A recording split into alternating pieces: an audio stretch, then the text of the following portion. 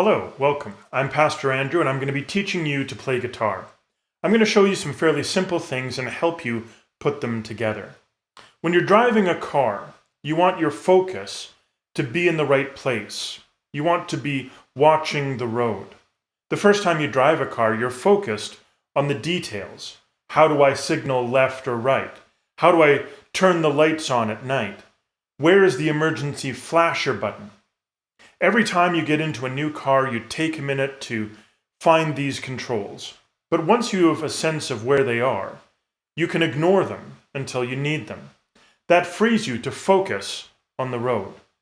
When you're first playing a guitar, there will be a lot of details that occupy your mind, distracting you from what should really be the focus of your attention, the music.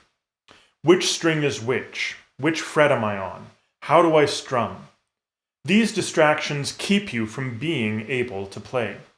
They should be in the background, things that you don't really notice because your body is simply accustomed to them, and you don't need to think about them directly.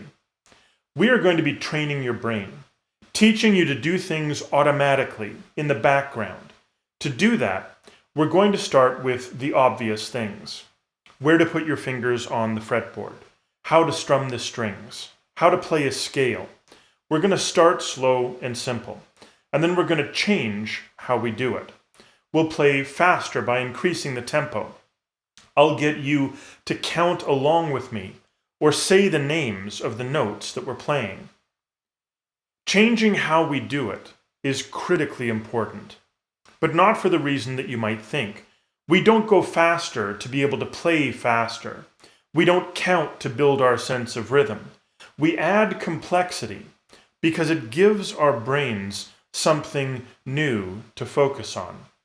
For your brain to focus on something new, it has to delegate responsibility for the thing you've already learned to your subconscious.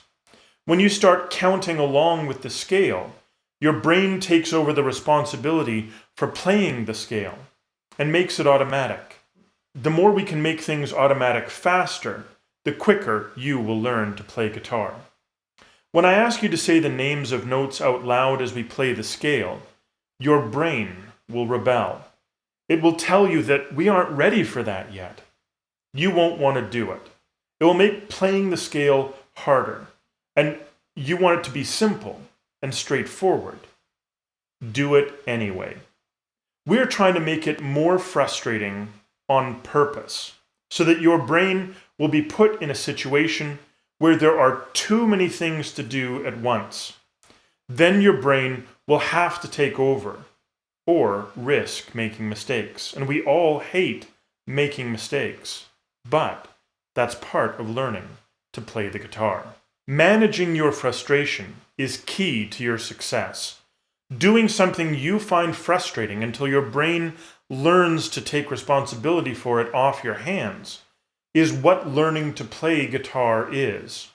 Your ability to stay calm and keep going, no matter how bad it sounds or how frustrated you are, is the difference between learning to play well and quitting. Don't quit. Keep going. Let yourself get it wrong so your brain can learn to do it for you. I want you to practice 15 minutes every day. Not for an hour twice a week, 15 minutes every day, and only 15 minutes. Don't play longer than that. This builds your finger strength and calluses so that your body can physically handle the wear and tear of playing this instrument. If you play for more than 15 minutes a day, then you'll tire yourself out, and you'll put down your guitar when you don't feel like playing anymore. What you want is to put down your guitar when you still feel like playing. That way, you're more likely to pick it up again the next day. You are building a habit of regular daily practice. When your fingers get stronger and your skill increases, you can play longer. But for the duration of this course, only play 15 minutes, 5 to 6 days a week. If you can commit to that for a couple of months, I'm confident you can succeed.